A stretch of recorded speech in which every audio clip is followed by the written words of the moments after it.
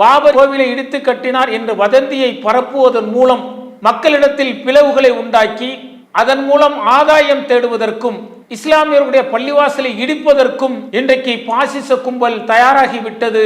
எங்களுடைய பள்ளிவாசலை காக்க வேண்டும், எங்களுடைய பள்ளிவாசல் நிரந்தரமானது என்ற கருத்தை சொல்ல வேண்டும் என சென்றவர்கள் சுட்டு வீழ்த்தப்பட்டிருக்கிறார்கள்.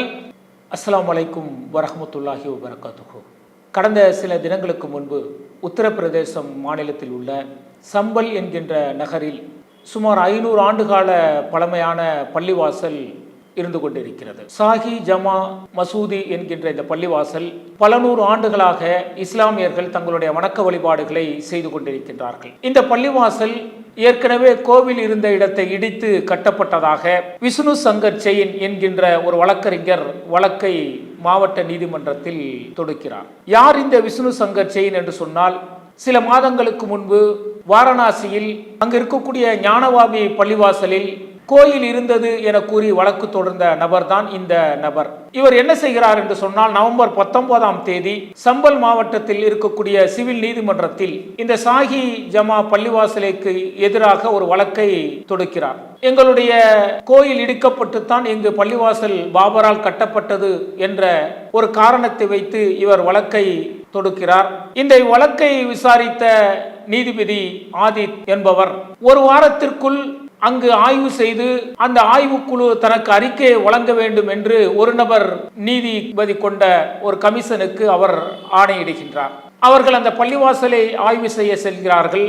அங்கு இருக்கக்கூடிய ஏராளமான இஸ்லாமியர்கள் கடும் எதிர்ப்பை தெரிவிக்கிறார்கள். நாங்கள் பல 100 ஆண்டுகளாக இங்கு வணக்க வழிபாடுகள் செய்து வருகின்றோம், இது எங்களுடைய ஆலயம், இந்த பள்ளிவாசலில் ஆய்வு என்ற பெயரில் நீங்கள் பள்ளிவாசலை அபகரிப்பதற்கு முயற்சி செய்கின்றீர்கள், ஏற்கனவே இருக்கக்கூடிய சட்டத்தை நீங்கள் மீறுகிறீர்கள் என்கின்ற வகையில் தங்களுடைய கடுமையான எதிர்ப்புகளை அவர்கள் தெரிவிக்கின்றார்கள். அந்த எதிர்ப்பு கலவரமாக மாறுகிறது.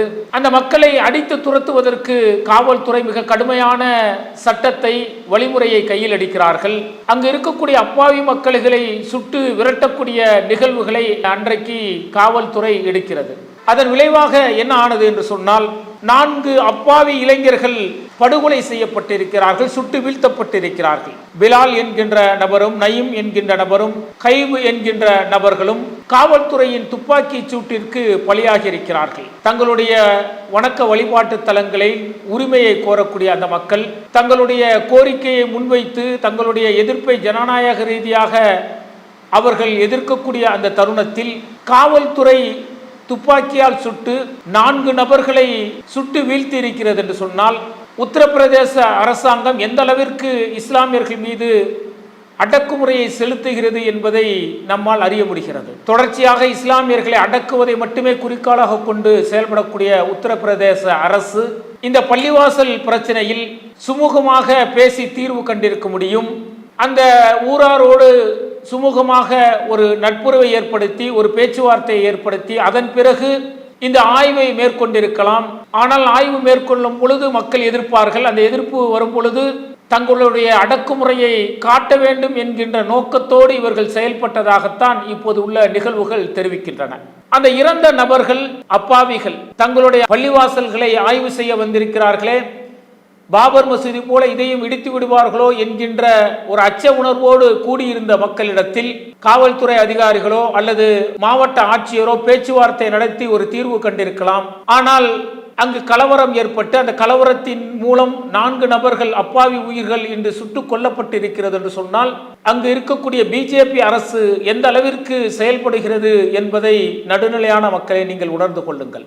இன்றைக்கு மாவட்ட நீதிமன்றம், அந்த நீதிமன்றத்தின் நீதிபதியாக இருக்கக்கூடிய ஆதித்யா என்கின்ற நீதிபதி ஒரு வாரத்திற்குள் அந்த பள்ளிவாசலில் ஆய்வு செய்து அறிக்கையை சமர்ப்பிக்க வேண்டும் என கட்டளையிட்டு இருக்கின்றார்.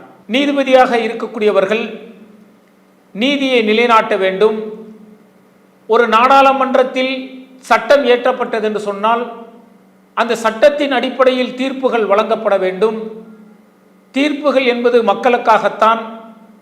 அந்த தீர்ப்புகளை நம்பித்தான், நீதியை நம்பித்தான் இன்றைக்கு கோடான கோடி மக்கள் காத்திருக்கிறார்கள், நம்பிக்கை வைத்திருக்கிறார்கள். அப்போ 1991 வழிபாட்டு தல சட்டம் என்ன சொல்கிறது என்று சொன்னால், 1947 ஆகஸ்ட் 15 அதற்கு முன்பு பள்ளிவாசல்களோ இந்துக்கள் ஆலயங்களோ கிறிஸ்துவ ஆலயங்களோ என்ன நிலையில் இருக்கிறதோ அதே நிலைதான் நீடிக்க வேண்டும். இது பாபர் மற்றும் அயோத்தி பிரச்சனைக்கு பொருந்தாது என்கின்ற ஒரு காரணத்தை வைத்துத்தான் இந்த சட்டம் நாடாளுமன்றத்தில் நிறைவேற்றப்பட்டது. அப்படி நிறைவேற்றப்பட்ட சட்டம் இன்றைக்கு நீதிபதிகளால் அங்கீகாரம் கொடுக்கப்படாத ஒரு நிலை இருக்கிறது என்பதை நாம் சொல்லவில்லை.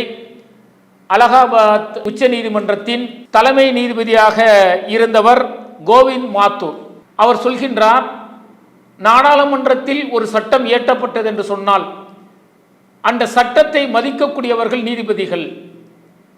அப்போ 1991 ஆண்டு வழிபாட்டு தல சட்டம் கொண்டு வரப்பட்டது. அந்த சட்டத்தின் அடிப்படையில் 1947க்கு பிறகு பழைய ஆலயங்களையோ பள்ளிவாசல்களையோ தேவாலயங்களையோ திருத்தம் செய்ய வேண்டும் என்று சொன்னால் இந்த சட்டத்தின் அடிப்படையில் வழக்கு தொடர்ந்தவர்களுடைய அந்த மனுவை உடனடியாக ரத்து செய்யலாம். அந்த மனுவை ஏற்பதற்கு நீதிமன்ற விசாரணைக்கு ஏற்றுக்கொள்ளாமல் தள்ளுபடி செய்யலாம் என்று அந்த சட்டம் சொல்கிறது. ஆனால் அதை மதிக்காமல் அதற்கு முன்னுரிமை கொடுக்காமல் நீதிபதிகள் தீர்ப்பு வழங்குவது வருத்தத்தக்கதாக இருக்கிறது என்று நீதிபதி கோவிந்த் மாத்தூர் அவர்கள் தெரிவித்திருப்பது இங்கு கவனத்தில் கொள்ள வேண்டியது. அதே போல பிரபல வழக்கறிஞர் சியூ சிங் அவர்கள் சொல்கின்றார், வாரணாசியில் ஞானபாவி பள்ளிவாசல் பிரச்சனை தொடர்பாக வழக்குகள் தொடரப்பட்ட பொழுதும் மதுரா ஈத்கா பள்ளிவாசல் தொடர்பாக பாசிச கும்பல் வழக்கு தொடரப்பட்ட பொழுதும் அவர் சொல்கின்றார், 1991 வழிபாட்டு தல சட்டத்தின்படி இவர்கள் தாக்கல் செய்த மனுவை நீதிமன்றம் தள்ளுபடி செய்ய வேண்டும். இப்படி தள்ளுபடி செய்யவில்லை என்று சொன்னால் வரிசையாக 3000க்கும் மேற்பட்ட வழக்குகள் இதுபோல காரணம் காட்டி வழக்குகள் தொடரப்படும் என்கின்ற ஒரு முன்னெச்சரிக்கையும் அவர் அன்றைக்கு செய்தார். அதுதான் இன்றைக்கு நடைமுறையில் வந்திருக்கிறது. வாரணாசியை கையில் எடுத்தவர்கள், அதே போல மதுராவை கையில் எடுத்தவர்கள் ஞானபாவி பள்ளிவாசலை இடித்துவிட வேண்டும், அதேபோல மதுராவில் இருக்கக்கூடிய ஈத்கா பள்ளிவாசலை இடித்துவிட வேண்டும் என்கின்ற கங்கணம் கொட்டி செயல்படக்கூடியவர்கள் தற்போது சாம்பல் பகுதியில் இருக்கக்கூடிய அந்த சாஹி ஜமா மஸ்ஜித் அதை இடிப்பதற்கான முயற்சியில், அதை கைப்பற்றுவதற்கான முயற்சியில் இவர்கள் ஈடுபட்டிருக்கிறார்கள். இதில் வியக்கத்தக்க ஆச்சரியப்படக்கூடிய தகவல் என்னவென்று சொன்னால், இதற்கான காரணத்தை அவர்கள் என்ன சொல்கிறார்கள் என்றால், 1526 ஆண்டு பாபர் இந்த சாம்பல் பகுதிக்கு ஆட்சி செய்யக்கூடிய வருகிறார், ஆட்சி அதிகாரத்தை பெறுகிறார். அதன் பிறகு 1927, 28களில் கோவிலை இடித்துவிட்டு பள்ளிவாசலை கட்டியதாக ஒரு பெரும் பொய்யை இவர்கள் பரப்பிக் கொண்டிருக்கிறார்கள். இதில் உண்மை என்னவென்று சொன்னால், தாரிக்கி சாம்பல் என்கின்ற ஒரு வரலாற்று புத்தகம் இருக்கிறது. இந்த புத்தகம் இந்த சாம்பல் நகரை பற்றி பல்வேறு வரலாற்று உண்மைகளை இது சொல்கிறது. இது என்ன சொல்கிறது என்று சொன்னால், 14ஆம் நூற்றாண்டில் ஃபிரோஸ் ஷா துக்ளக் என்கின்ற ஒரு மன்னர் இந்த பகுதியை ஆட்சி செய்து கொண்டிருந்தார். அப்போது ஆட்சி செய்யும் பொழுதே இங்கு பள்ளிவாசல் என்பது உருவாக்கப்பட்டு விட்டது. அதன் பிறகு 15ஆம் நூற்றாண்டில் லோஹி என்கின்ற மன்னர் ஆட்சிக்கு வருகின்றார். சிக்கந்தர் லோஹி என்பவர் அங்கு பல ஆண்டுகள் ஆட்சி செய்திருக்கின்றார். அது 15ஆம் நூற்றாண்டில் அந்த ஆட்சி நடைபெறுகிறது. 16ஆம் நூற்றாண்டின் தொடக்கத்தில் 1526ஆம் ஆண்டுக்கு பிறகுதான் பாபர் அந்த இடத்திற்கு ஆட்சி அதிகாரத்தை பெற்று ஆட்சிக்கு வருகிறார். அப்போது வரும் பொழுது அங்கு பள்ளிவாசல்கள் ஏற்கனவே இருந்தது. அந்த பள்ளிவாசலைத்தான் பாபர் புனரமைத்தார் என்று அந்த வரலாற்று செய்தி சொல்கிறது. இன்னும் கூடுதலாக என்ன தகவல் சொல்கிறது என்று சொன்னால், பாபர் முகலாய மன்னர், அவர்களுடைய கட்டடக்கலையே வித்தியாசமாக இருக்கும். அந்த கட்டடக்கலையோடு இப்போ இருக்கக்கூடிய இந்த ஷாஹி ஜமா மஸ்ஜித் ஒப்பிட்டு பார்க்கும் பொழுது அதற்கும் இதற்கும் எந்த சம்பந்தமும் இல்லை. அந்த கட்டட கலை நுணுக்கம் என்பது துக்ளக் காலத்து கலை நுணுக்கமாக இருக்கிறது. முகலாயர்களுடைய அந்த கட்டடை கலை நுணுக்கம் இதில் அணு அளவு கூட இல்லை என்றும் அந்த புத்தகம் கூறுகிறது. அப்ப இன்றைக்கு வரலாற்று உண்மைகள் சொல்கிறது, இது பாபர் வருவதற்கு முன்பாகவே 14ஆம் நூற்றாண்டுகளிலே இந்த பள்ளிவாசல் கட்டப்பட்டு விட்டது. அப்படிப்பட்ட பள்ளிவாசலை பாபர் கட்டினார் என சொல்வதே மிகப்பெரிய பொய்.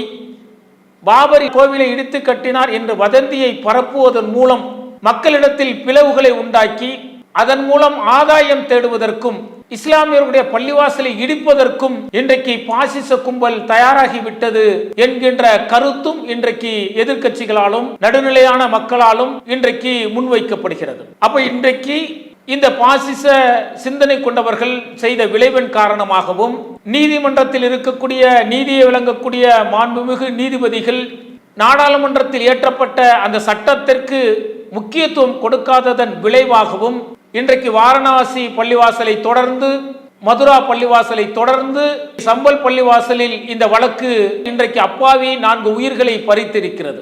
இது எவ்வளவு பெரிய வேதனைக்குரிய ஒரு நிகழ்வு என்று சொன்னால், இன்னைக்கு அந்த 4 நபர்களை இழந்த குடும்பங்கள் பரிதவித்துக் கொண்டிருக்கிறார்கள். எங்களுக்கும் இதற்கும் எந்த சம்பந்தமும் இல்லை, எங்களுடைய பள்ளிவாசலை காக்க வேண்டும், எங்களுடைய பள்ளிவாசல் நிரந்தரமானது என்று கருத்தை சொல்ல வேண்டும் என சென்றவர்கள் சுட்டு வீழ்த்தப்பட்டிருக்கிறார்கள். அப்பாவியான மக்கள் காவல்துறையினால் சுட்டு கொலை செய்யப்பட்டிருக்கிறார்கள். ஒரு நபர் அடக்கம் செய்யப்பட்டிருக்கிறார். அவர் உடல் பரிசோதனையே மருத்துவமனைக்கு அனுப்பப்படாமல் அடக்கம் செய்யப்பட்டிருக்கிறார். ஏன் நீங்கள் மருத்துவ பரிசோதனைக்கு அனுப்பவில்லை என கேட்கும் பொழுது அந்த குடும்பத்தார்கள் சொல்கிறார்கள், காவல்துறை தான் சுட்டு வீழ்த்தியது என சொன்னால் இந்த வழக்குகளை எங்களால் சந்திக்க முடியாது, எங்களை தொடர்ச்சியாக பல்வேறு இன்னல்களுக்கு அவர்கள் ஆளாக்குவார்கள். இன்றைக்கு என்னுடைய மகன் மரணித்து கிடக்கின்றான், இந்த மரணத்தில் பங்கேற்பதற்கு கூட பலதரப்பட்ட மக்கள் வராமல் இருக்கிறார்கள். காரணம், இதில் வந்தால் இவர்கள் வழக்குகளில் சேர்த்து நம்மையும் விசாரணைக்கு அழைத்து சென்று விடுவார்களோ என்கின்ற அச்சம் இன்றைக்கு இஸ்லாமிய மக்களிடத்தில் எழுந்திருக்கிறது என்ற அந்த குடும்பத்தார்கள் சொல்கிறார்கள். அதை உண்மைப்படுத்தக்கூடிய வகையில் இன்றைக்கு சாம்பல் மாவட்ட காவல்துறை நிர்வாகம் சுமார் 2700 நபர்கள் மீது இன்றைக்கு வழக்கை பதிவு செய்திருக்கிறது. இந்த கலவரத்திற்கு காரணமானவர்கள் என்று கூறி வழக்கை பதிவு செய்திருக்கிறது. விசாரணைக்காக நாங்கள் தயாராக இருக்கிறோம். ட்ரோன் மூலம் யாரெல்லாம் கைது செய்யப்படுவார்கள் என்பதை நாங்கள் அடையாளம் கண்டு கொண்டிருக்கிறோம். இன்றைக்கு மாவட்ட காவல்துறை கூறியிருப்பது இன்றைக்கு அந்த மாவட்டம் ஒரு அசாதாரணமான சூழ்நிலையில் இருப்பதைத்தான் காட்டுகிறது. அப்ப நடுநிலையான மக்கள் சிந்தித்து பார்க்க வேண்டும். 1991 வழிபாட்டு தல சட்டம் சொல்கிறது, இந்த சட்டம் என்பது நடைமுறைப்படுத்தப்பட வேண்டும். பாபர் மசூதிக்கு பிறகு இந்த சட்டம் நாட்டில் நடைமுறைப்படுத்தப்பட்டால் சமூக நல்லிணக்கம் ஏற்படும், அமைதி நிலவும், அவரவர்களுடைய ஆலயங்கள் பாதுகாக்கப்படும், மத நல்லிணக்கத்தோடு மக்கள் வாழ்வார்கள் என்று அந்த சட்டம் சொல்கிறது. அந்த சட்டத்தை அலட்சியப்படுத்ததன் விளைவாக இன்றைக்கு 4 அப்பாவி உயிர்கள் பலியாகி இருக்கிறது. இது போன்ற நிகழ்வுகள் ஒட்டுமொத்த இஸ்லாமியர்களையும் ஒட்டுமொத்த ஜனநாயகத்தின் மீது நம்பிக்கை வைத்திருக்கக்கூடிய மக்களையும் மிகப்பெரிய அதிர்ச்சிக்கும் அதிர்ச்சிக்கும் உள்ளாக்கி இருக்கிறது. இதை தமிழ்நாடு தௌஹீத் ஜமாத் மிக கடுமையாக கண்டிக்கிறது. சுட்டுக் கொல்லப்பட்ட மக்களுக்கு நீதி வழங்கப்பட வேண்டும். இதில் அநீதி இழைக்கப்பட்டது என்று சொன்னால் அந்த துப்பாக்கி சூட்டை நடத்திய காவல்துறை அதிகாரிகள் மீது மிக கடுமையான நடவடிக்கை எடுக்கப்பட வேண்டும்.